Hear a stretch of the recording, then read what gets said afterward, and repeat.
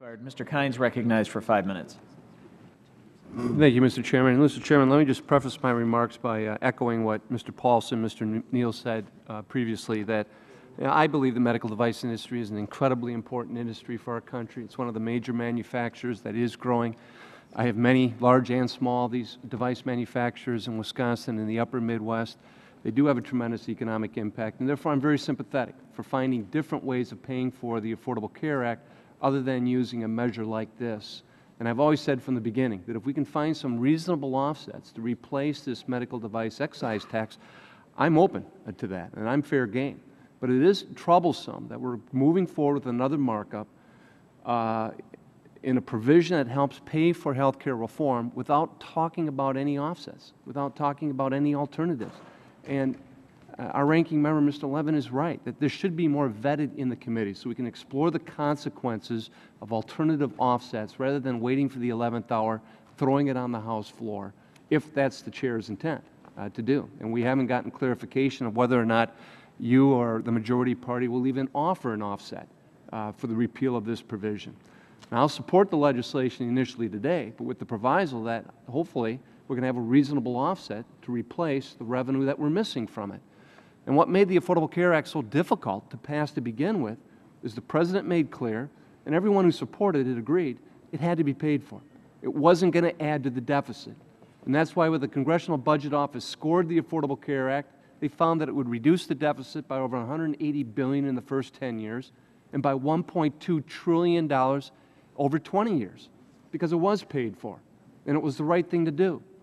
And items like this is what paying for things look like around here, which oftentimes isn't that palatable, and it's not very comforting knowing that we have to do it, but it's the right thing to do in light of the large structural budget deficits that we're facing today.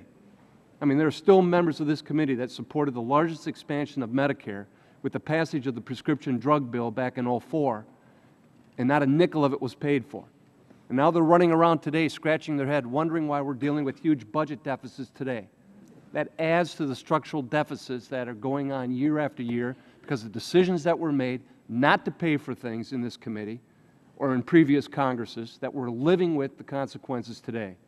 So I hope we're not going down this road now of trying to piecemeal repealing items that were used to pay for the Affordable Care Act, but without finding reasonable alternatives to replace it with, which will only compound the deficit problem that we're wrestling with. And Mr. Barthel, I have a question for you, whether or not this excise tax has a different impact between the device manufacturers, large or smaller. Because I've been hearing a lot from the smaller manufacturers in particular that this is a particularly unpleasant provision that they're wrestling with right now.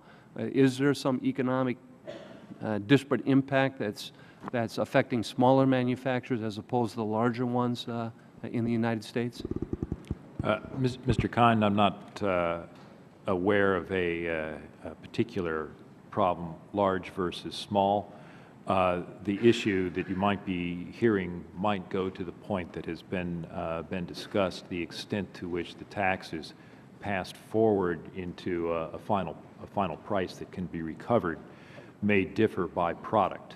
And so if there are some for which the incidence is such that more of it may fall on the producer, those may be some of the smaller manufacturers you're hearing from. I don't know, and I don't think a general statement. Well, let me ask you this. Mr. Neal made it clear in his statement earlier that there was an agreement that was reached. It was a negotiated agreement with the industry in that. But there seems to be some confusion in the committee of whether or not the Affordable Care Act is going to increase market expansion for the medical device industry with the entry of more people, more paying customers, but also, quite frankly, the aging population, those individuals entering Medicare in future years. So is the medical device industry looking at an expansion of market share through the Affordable Care Act? Well, as I noted, and I won't attribute any percentage to the Affordable Care Act or not, I'll make two general points. One, to repeat, in the baseline projections that we've made in conjunction with the Congressional Budget Office are that this industry will continue to grow. The effect of the excise tax by raising prices discourages some use, and so it won't grow as rapidly. In terms of what drives the underlying growth, One factor can be aging population, another factor can be expansion of coverage. I don't have percentages as to which is which, and that would also tend to vary again by type of product. All right, thank you. Thank you. Mr. Stark.